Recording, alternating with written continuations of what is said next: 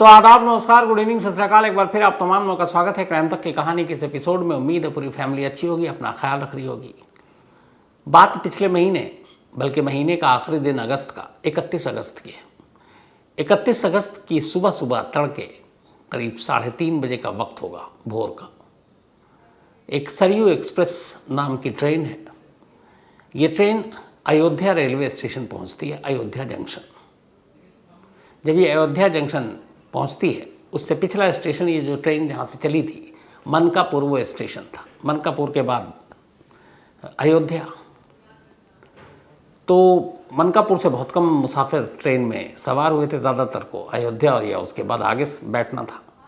तो जब अयोध्या जंक्शन पर ये ट्रेन रुकी तो जो जीआरपीएफ के लोग होते हैं, रेलवे पुलिस फोर्स के सारे, वो सब डब्बे के अंदर दाखिल हुए। तो एक जनरल कंपार्टमेंट में जब वो गए तो उन्होंने देखा कि एक सीट के नीचे खून रिस रहा है। उन्होंने ध्यान से देखा तो देखा कि सीट के नीचे एक महिला बुरी तरह से घायल हालत में पड़ी है। उसके नीचे के कपड़े नहीं हैं, लेकिन जब ऊपर के कपड़ों पर नज़र गई तो फिर जीआरपीएफ की भी लगा कि ये क्या, क्योंकि ऊपरी जो कपड़ा था वो वर्दी थी, यूपी पुलिस की वर्दी। फौरन अपने साथियों को बुलाया जीआरपीएफ के लोगों ने, और सबसे पहले उन्होंने उस घायल लेडी की तस्वीर, वीडियो बनाई ताकि अपने साहब को इन्फॉर्म कर सकें। और इसके बाद ये वीडियो भेजकर उन्होंने अपने साहब को, अपने सीनियर्स को बताया कि यहाँ पे एक लेडी पुलिस वाली और बुरी तरह घायल हालत में पड़ी है। उसके चेहरे पर चाकुओं के अनगिनत घाव थे, सर घायल था जिसमें के अलग अलग हिस्सों में भी चोट के निशान थे, और लगभग वो नीम बेहोशी की हालत में थी। न मालूम कब से पड़ी थी, ये भी नहीं मालूम। सीनियर अफसरों को खबर दी गई, फ़ौरन बाकी मेडिकल हेल्प और ये पहुंची। उसके बाद उस घायल पुलिस वाले को उठाकर अयोध्या के ही एक प्राइवेट अस्पताल में पहले ले जाया गया। वहाँ जब उन्होंने हालत देखी तो उन्होंने कहा ये सीरियस है, तो उन्होंने उसको रेफ़र कर दिया लखनऊ के trauma centre, KGM, king George medical college के ट्रॉमा सेंटर में। अब ट्रॉमा सेंटर में रेफ़र कर दिया गया। जीआरपीएफ ने अपना खाना पूर्ति की, ये सारी चीज़ें कि ऐसे ऐसे मिली थी। 31 अगस्त की सुबह की बात थी। अब जीआरपीएफ ने अपनी तरीके से बात की, लोकल पुलिस को इन्फॉर्म किया। मामला पुलिस डिपार्टमेंट का है। पुलिस डिपार्टमेंट की एक लेडी है जो घायल है, लेकिन आप आलम देखिए, पुलिस सो गई। उसे कोई मतलब नहीं कि उसके अपने ही डिपार्टमेंट की एक लेडी कांस्टेबल बुरी तरह से घायल ट्रेन के अंदर पड़ी है, ज़िंदगी और मौत से लड़ रही है, जूझ रही है। कायदे से जो जांच इन्वेस्टिगेशन होनी चाहिए कि आखिर कौन गुनहगार है जिसने एक पुलिस वाली को, आम लोग तो छोड़िए, उसके साथ इतनी वहशियाना हरकत की।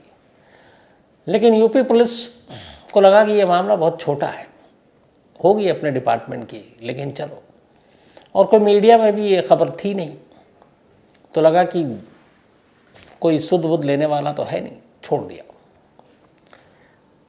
वो जो जीआरपीएफ ने वीडियो लिया था, इत्तेफाक से बाद में ये वीडियो लीक हुआ, और फिर होते होते होते ये तस्वीर तैरते तैरते इलाहाबाद हाई कोर्ट पहुंच गई। इलाहाबाद हाई कोर्ट ने जब उस घायल लेडी कांस्टेबल की हालत देखी, उस वक्त की तस्वीर, ताज़ा तस्वीर देखी, और जिस बेरहमी से उस पर हमला किया गया था वो देखा, और फिर पता क्या कि इस केस में क्या हुआ, तो हाई कोर्ट को पता चला कि इस केस में तो कुछ हुआ ही नहीं अभी तक। कोर्ट को गुस्सा आया। कोर्ट ने खुद ही फौरन ऑर्डर पास किया और कहा कि इस मामले की फौरन जांच हो, STF जांच करे, और जो गुनहगार हैं उसको पकड़कर कोर्ट को रिपोर्ट दिया जाए। अब अदालत का हुक्म पुलिस की हिम्मत नहीं की नज़रअंदाज करे। तो सोचिए, कई दिन, हफ्ते बल्कि बीत गए, पुलिस ने कुछ नहीं किया अपने ही डिपार्टमेंट के एक घायल लेडी को लेकर। और कोर्ट ने जब वो तस्वीर देखी, जिसको तस्वीर को देखकर दिल दहल उठा, तब कोर्ट ने ऑर्डर दिया, और तब यूपी पुलिस हरकत में आई। STF की टीम बनी, अब तफ्तीश शुरू हुई, ईमानदारी से अब जांच शुरू हुई। अगर ये कोर्ट बीच में दखल न देता तो शायद इस केस का कुछ होता भी नहीं। अब STF की एक टीम बनाई गई और पता करने के लिए कहा गया, भाई करो। सबसे पहले उस कांस्टेबल के बारे में अब जानकारी हासिल की गई। पता चला ये कांस्टेबल वैसे तो प्रयागराज कल के मतलब आज के और कल के इलाहाबाद के रहने वाली है। 18 साल की उम्र में स्पोर्ट्स कोटे से यूपी पुलिस में इसकी नौकरी लग गई। 4 भाई बहनों में दूसरे नंबर की है और 2018 या 19 में पुलिस में भर्ती हुई और सुल्तानपुर डिस्ट्रिक्ट में पोस्टिंग मिली। तो ये अभी सुल्तानपुर डिस्ट्रिक्ट में ही पोस्टेड थी। अभी इस दौरान में अयोध्या में एक वो चल रहा है सावन झूला मेला, तो काफ़ी भीड़ होती है। तो सावन झूला मेला की सुरक्षा के मद्देनज़र बहुत सारे अलग अलग डिस्ट्रिक्ट के पुलिस वालों की भी ड्यूटी वहाँ लगाई गई। तो जो बहुत सारे पुलिस वालों की ड्यूटी लगाई गई उनमें से एक ये लेडी कांस्टेबल भी थी। इसका नाम है Sumitra lady constable UP police. तब सुमित्रा की भी ड्यूटी लगा दी गई इस अयोध्या झूला मेला में और वो अपना जाती, वहाँ पे अपनी ड्यूटी पूरी करती और फिर लौट आती। अयोध्या में रुकती नहीं थी। 30 अगस्त की सुबह सुमित्रा घर से निकली ड्यूटी पर। इसके बाद शाम को करीब 6:30 बजे ड्यूटी ख़त्म करने के बाद अब ये वापस अपने घर जा रही थी और उसी ट्रेन से जो ट्रेन का इसका रूट था। तो एक स्टेशन है फाफामाव स्टेशन, वहाँ स्टेशन पे ये गई और जो ट्रेन थी उस वक्त वो सरयू एक्सप्रेस ट्रेन थी। तो शाम 6 बजे 30 अगस्त को सुमित्रा उस ट्रेन की जनरल बॉगी में बैठ जाती है। अब 30 अगस्त को ये ट्रेन चली जनरल डिब्बे में। ये ट्रेन प्रतापगढ़ होते हुए सुल्तानपुर पहुंचना था इसको और सुल्तानपुर डिस्ट्रिक्ट में पोस्टिंग थी सुमित्रा की। तो अब ये ट्रेन पहुंची करीब अयोध्या कैंट। यहाँ से इस ट्रेन को पहले प्रतापगढ़ होते हुए सुल्तानपुर पहुंची, इसके बाद अयोध्या कैंट। यहाँ करीब रात 11:15 पर ट्रेन 5 मिनट के लिए रुकी और इसी अयोध्या कैंट पर सुमित्रा को उतरना था क्योंकि उसे वहाँ से हनुमानगढ़ी जाना था। हनुमानगढ़ी बड़ी मशहूर जगह अयोध्या में ही। लेकिन सुमित्रा यहाँ पर नहीं उतरी। इसके बाद ट्रेन चली और फिर आगे जो अयोध्या जंक्शन है वहाँ ट्रेन रुकी। सुमित्रा वहाँ भी नहीं उतरी। करीब 12 बजे के आसपास अयोध्या जंक्शन पहुँची थी। यहाँ ट्रेन 2 मिनट के लिए रुकी लेकिन सुमित्रा उतरी नहीं।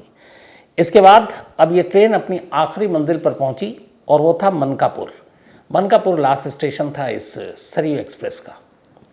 मनकापुर ये ट्रेन पहुँची रात को करीब 12:50 पर आखिरी स्टेशन पर।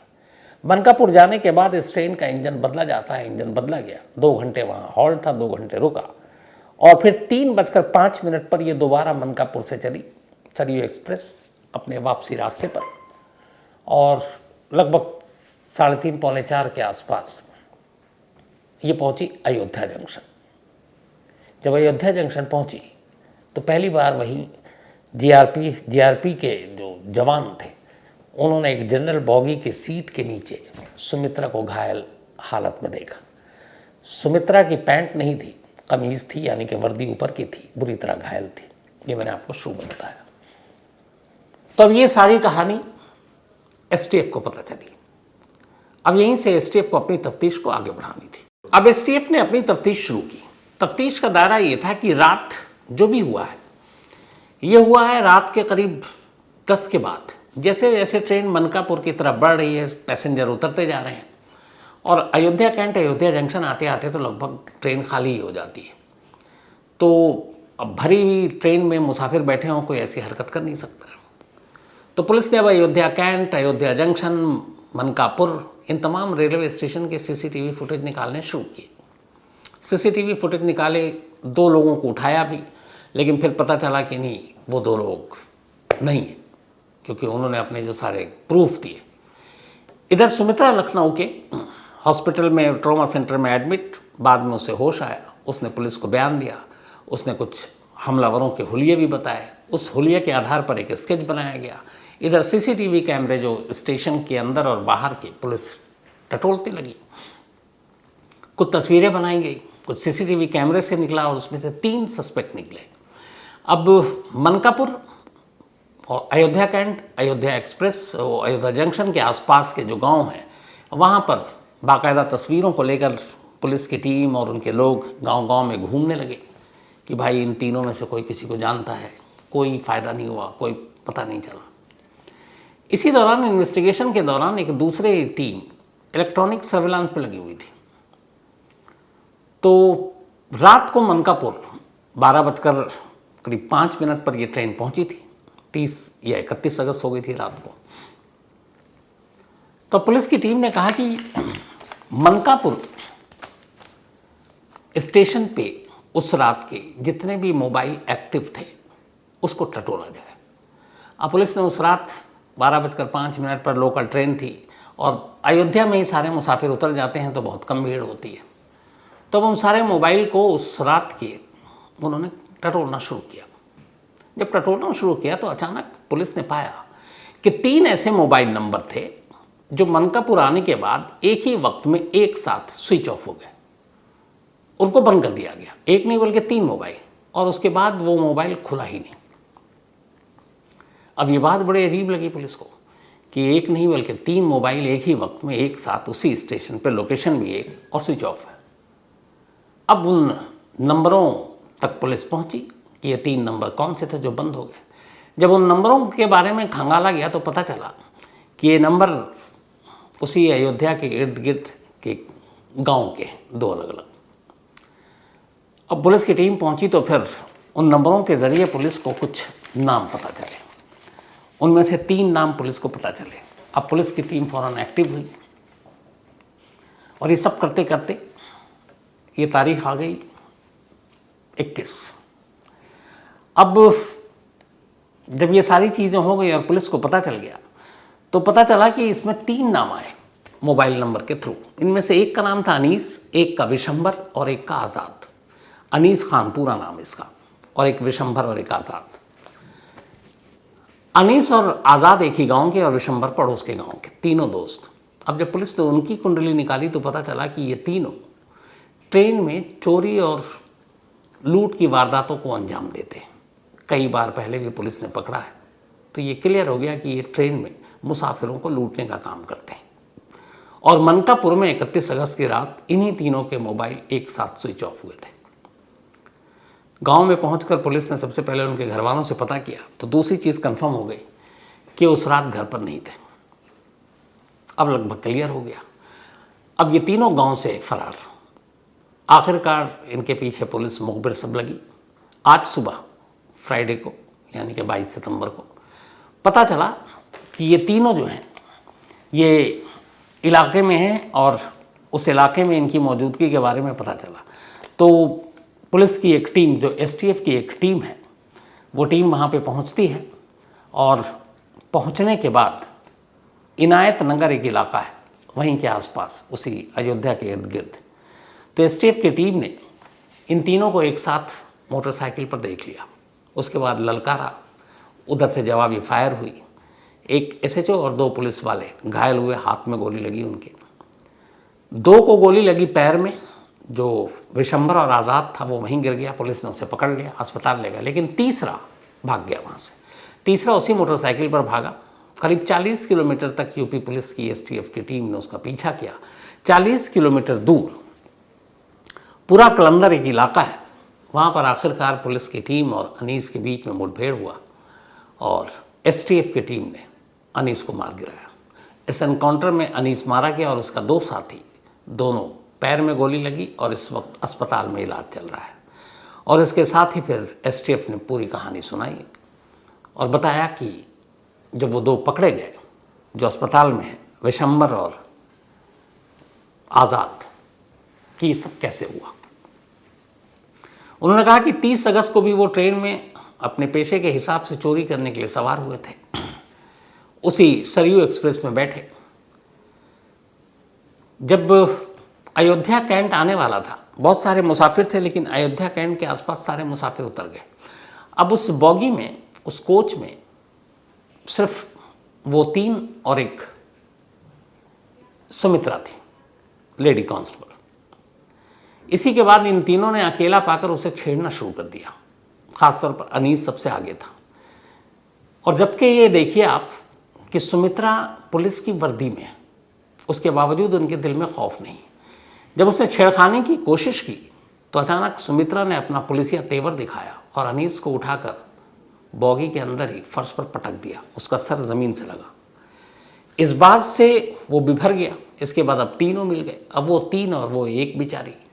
इसके बाद इन तीनों ने सबसे पहले तो सुमित्रा का सर ट्रेन की जो डब्बे की खिड़की, जो लोहे की जाली होती है, उस पर ज़ोर से मारा।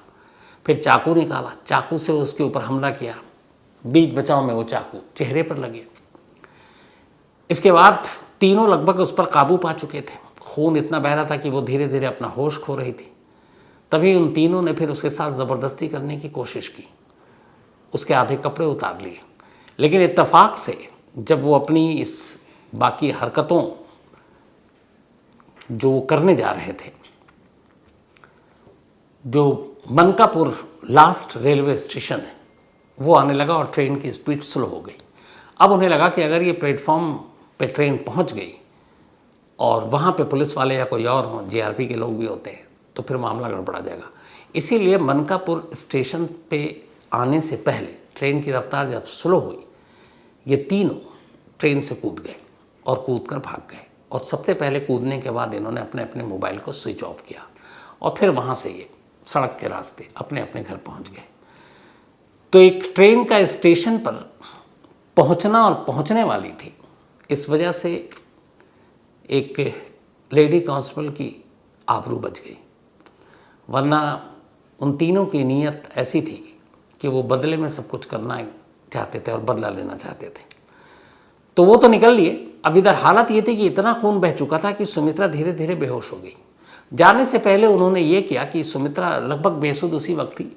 उन्होंने बेहोश सुमित्रा को कार, वो जो गाड़ी की सीट होती है ट्रेन की, उसके नीचे ढकेल दिया, जहाँ पे हम लगेज या सामान रखते हैं आमतौर पर मुसाफिर, ताकि वो नज़र ना आए।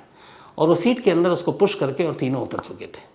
ट्रेन 2 घंटे तक मनकापुर में खड़ी रही। खून रिसता रहा, बहता रहा और सुमित्रा उसी तरह बेहोश रही। 2 घंटे और 10 मिनट के बाद इंजन बदली गई। तो बेशक देर से ही इलाहाबाद हाई कोर्ट के दखल के बाद कम से कम यूपी पुलिस हरकत में आई और आखिरकार सुमित्रा को इंसाफ मिला। सुमित्रा इस वक्त भी लखनऊ के अस्पताल में भर्ती है। हालांकि अब उसकी हालत में सुधार हो रहा है और दुआ यही है कि वो जल्द से जल्द बेहतर हो और वापस अपनी ड्यूटी पर लौटे। सुमित्रा के गुनहगारों के साथ पुलिस ने लगभग एक तरह से इंसाफ कर दिया। 2 के पैरों में गोली है। एक अनीस जो मेन अक्यूज है वो मारा गया है। 2017 से लेकर अब तक यूपी में 10,000 एनकाउंटर हो चुके हैं। 10,000 कहने में अजीब लगता है, लेकिन 10,000 में जो मौत हुई है वो 183 हुई है। मतलब बाकी सब घायल हैं और घायलों में भी ज़्यादातर को पैर में ही गोली लगी है। इन 10,000 एनकाउंटर में से सबसे ज़्यादा 30% यानी कि करीब करीब 3,000 एनकाउंटर अकेले मेरठ जोन में हुए। ये इलाका जो है हर 15 दिन में एनकाउंटर में एक की मौत होती है, जो आंकड़े हैं उसके हिसाब से। 2017 में 28 मुजरिमों की मौत एनकाउंटर में हुई थी। 17 में यानी कि 28 लोग मारे गए थे एनकाउंटर में। 18 में 41 बदमाश मारे गए थे एनकाउंटर में।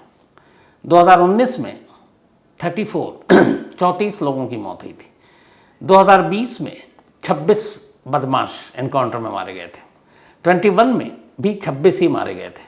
2022 में 14 लोग पुलिस एनकाउंटर में मारे गए थे, जबकि 2023 में अभी मतलब ये लास्ट डेटा है 12 अप्रैल तक का, आज का भी जोड़ लें तो 13 लोग मारे जा चुके हैं पुलिस एनकाउंटर में। हालांकि बहुत से एनकाउंटर को लेकर बहुत सारे सवाल भी उठते रहे हैं और एनकाउंटर पर सवाल हमेशा उठने भी चाहिए। लेकिन इस स्टोरी में जिस तरीके से खुद अपने ही डिपार्टमेंट की एक लेडी कांस्टेबल, 31 अगस्त का इंसिडेंट है ये और आज 22 है। अगर ये वीडियो ना होता जो जीआरपी की टीम ने बनाई थी, अगर वो इलाहाबाद हाईकोर्ट की नज़रों से न गुजरा होता तो शायद जो सुमित्रा के साथ हुआ उसके दोषियों को कोई सज़ा भी ना मिलती। तो फिलहाल कहानी में इतना ही, लेकिन कहानी ख़त्म करूं उससे पहले वही अपना सिलसिला। आज परीज़ा परवेज़ खान सिंधी, इनका बर्थडे है, तो हैप्पी बर्थडे परीज़ा। और ये भेजा है तौसीफ़ अहमद सिंधी ने। साथ ही सुजीत सिंह गौर का भी आज जन्मदिन है, तो हैप्पी बर्थडे सुजीत साहब। जगदीश सनवाने, इनका भी जन्मदिन है, हैप्पी बर्थडे जगदीश।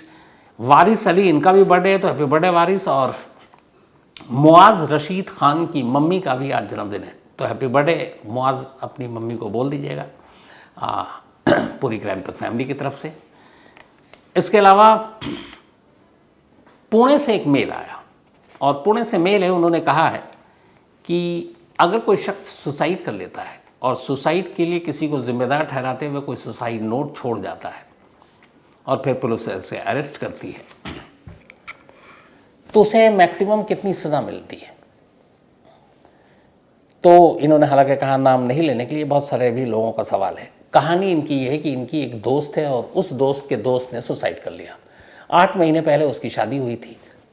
शादी के बाद पति पत्नी में बनी नहीं। हस्बैंड ने सुसाइड किया और सुसाइड करने से पहले उसने एक सुसाइड नोट लिखा। उसने लिखा कि इस 8 महीने की शादी में उसकी बीवी ने उसे इतना टॉर्चर किया कि अब सिवाय मौत के उसके पास कोई रास्ता नहीं। हालांकि मैं हमेशा कहता हूँ सुसाइड गलत चीज़ है। तो इस सुसाइड नोट के सामने आने के बाद उस शख्स की बीवी को पुलिस ने अरेस्ट कर लिया है। लेकिन इनका सवाल ये है कि क्या वो बच जाएगी, क्या बेल मिल जाएगी, कितनी सज़ा होगी। तो एक कुछ वक्त पहले का एक जजमेंट है कोर्ट का, उसमें ये है, इस केस में ये लगेगा अबेटमेंट ऑफ सुसाइड का केस बनता है ये, यानी कि खुदकुशी के लिए उकसाना। अब इसमें दिक्कत ये होती है, जो कोर्ट का एक फैसला है कि अदालत में ये प्रूफ करना पड़ता है कि उसने जो उकसाया उसकी वजह से ही उसने अपनी जान ली। अब 2 चीज़ें ऐसी हैं कि जैसे एक फैसला आया था कि मान लीजिए अगर किसी ने फंदा लगाकर खुदकुशी की, तो अब उसने सुसाइड किया, तो ये इस्टेब्लिश करना पड़ेगा कि क्या वो फंदा जो उसने गले में डाला वो उस सामने वाले ने उसको लाकर दिया था जिसकी वजह से वो मर रहा है, या उसने जहर खाया तो क्या जहर भी उसने दिया था जिसकी वजह से वो मर रहा है। तो उसकी सुसाइड का जो वक्त है और जो वजह है उसको इस्टेब्लिश करना और डायरेक्ट लिंक करना उससे जिसकी वजह से वो सुसाइड कर रहा है, ये थोड़ा सा मुश्किल हो गया है कोर्ट में। और इसीलिए आप देखेंगे, बल्कि मुझे याद नहीं है, आज़ाद देश में हम 1947 से लेकर आज तक अबेटमेंट ऑफ सुसाइड यानी कि खुदकुशी के लिए उकसाने के मामले में किसी को सज़ा हुई हो। हालांकि इसकी सज़ा शायद करीब 7 साल है, लेकिन अभी लेटेस्ट आप मतलब बहुत सारे केस हैं, तो खुदकुशी के लिए उकसाने के मामले में सज़ा, गिरफ्तारी तो हो जाती है, फिर बेल आउट भी हो जाते हैं। कोर्ट में जब ये मामला ट्रायल के लेवल पर जाता है तो फिर यही सारी दिक्कत आ जाती है कि आप कैसे साबित करोगे कि वो उसी की वजह से मरा। क्योंकि अगर झगड़ा मान लीजिए कि संडे को हुआ और उसने जान मंडे को दी है, तो फिर वो संडे को अगर झगड़ा हुआ था तो संडे को ही उसको जान दे देनी चाहिए थी। ऐसा कोर्ट का में लॉजिक आया था पूरा। तो बड़ा टेढ़ा मामला, किसी और दिन कानून के जानकार से लेकर पूरी आपको डिटेल में बताऊंगा इस बारे में। विजय रतन, थैंक यू सो मच आपके इस प्यार के लिए और पिक्चर के लिए जो आपने ऑफिस में लगा रखा है। राजेश कुमार, इन्होंने एक स्टोरी की फरमाइश की है। उमर शहजाद एक स्टोरी की फरमाइश की है। इसके अलावा सुरेश कुमार राणा नेपाल से, and thank you so much Suresh साहब, और आपने जो सुझाव दिया है वो मैं दीपक को बता दूंगा। इसके अलावा विशाल बेरखा, ये इन्होंने पूछा है, विशाल आगे का नाम मैं कंफ्यूज हो रहा हूँ सर, लेकिन बेरिया है नाम शायद। तो इन्होंने पूछा है कि कनाडा वाले वीज़ा में कन्फ्यूज़न था, तो कनाडा ने वीज़ा, भारत का वीज़ा देने पर रोक नहीं लगाई है, ना बंद किया ऑफिस। भारत ने किया है कि हम अभी कनाडा से कोई भी, कनाडा के अंदर इंडियन एम्बेसी से कोई वीज़ा इशू नहीं होगा किसी कैनेडियन सिटीज़न को। हमारे जो सिटीज़न हैं वो तो ऑलरेडी इंडियन है, तो उनको इंडियन वीज़ा की ज़रूरत नहीं होती है। और जहाँ तक स्टूडेंट्स की बात है, जो पढ़ रहे हैं उनके लिए कुछ नहीं है, जो वहाँ हैं उन सब के लिए कोई इशू नहीं है। कनाडा में अब यहाँ से जो स्टूडेंट्स को जाना है तो वो कनाडा को वीज़ा देना, हमें नहीं देना है। इसके अलावा Gulnaz and Zainuddin Ansari, thank you so much आप दोनों के इस प्यार के लिए। तो कहानी में आज इतना ही। अब आपसे मुलाकात होगी कल रात 9 बजे किसी नई कहानी के साथ। तब तक अपना ख्याल रखिएगा। Thank you very much.